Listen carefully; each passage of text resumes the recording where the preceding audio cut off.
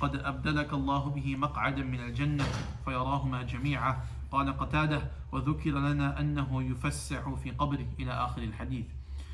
Qatada rahimahullah reported from Sayyidina Anas ibn Malik radiyallahu anhu that Rasulullah sallallahu alayhi wasallam said, surely after a person is laid down in his grave and his family and friends are returning and he is hearing their footsteps, two angels visit him and make him sit up.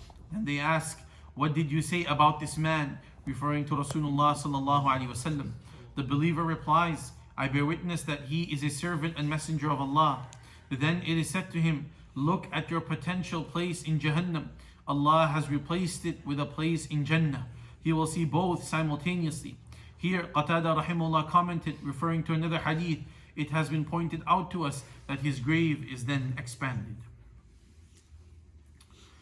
So we continue now with the next hadith. This hadith speaks about the questioning in the grave and the other ahwal and conditions that will a person will experience, Muslim or non-Muslim. Different people will experience different things in the grave. Some things will be the same, some things will be different. So, and then there are many ahadith the author then brings pertaining to things about death and grave as well. Inshallah, we'll read in the coming pages. So in this hadith, we read just one portion of it. Rasulullah sallallahu alaihi wasallam says that when a person is put in the qabr and the grave, the deceased is placed over there, and the family and friends leave, then the two angels, they come to ask questions and to interrogate the person.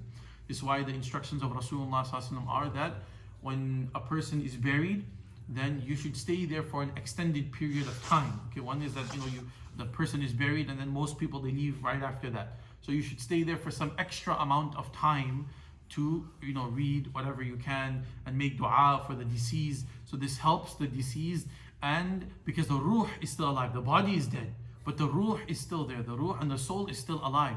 So when the family members stay there, then to us there's a little bit of comfort that the deceased feels in the grave. Because as soon as you start moving away, then according to the hadith, then these two angels will come and interrogate a person. So to kind of give that comfort, the hadith they explain that stay there for a little bit of extra time. If the family is there, then as non-family members you should move away and let the family members stay there. But some people should stay there nevertheless and make some dua and things like that for the deceased. Khair, carrying on. So now the two angels come, they say sit up. Now there's more details in other ahadith depending on whether it's a Muslim, whether it's a non-Muslim, depending on all of that. And so they first ask him the three questions. We know these three questions, we hear it from when we were young. The hadith mentions over here one question that they will ask him about Rasulullah sallallahu alaihi wasallam. So the mu'min and the believer whose iman was strong, who had the iman in his outer life and inner self as well, and who practiced on his iman, he will say, Ashhadu annahu abdullahi wa rasuluh. I testify that he is the servant of Allah and the messenger of Allah. So then the malaika and the angels, they will say, look, unzur ila maq'adika min an-nar. They said, look, and a window will open for him and he will see the fire of Jahannam.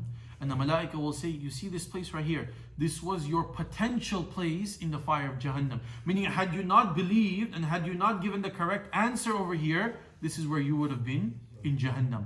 And then they will open up another window where he will see a place in Jannah, and they will say, this is your place of abode, which is the Jannah and the paradise, and Allah has given that to you and did not put you over there in Jahannam.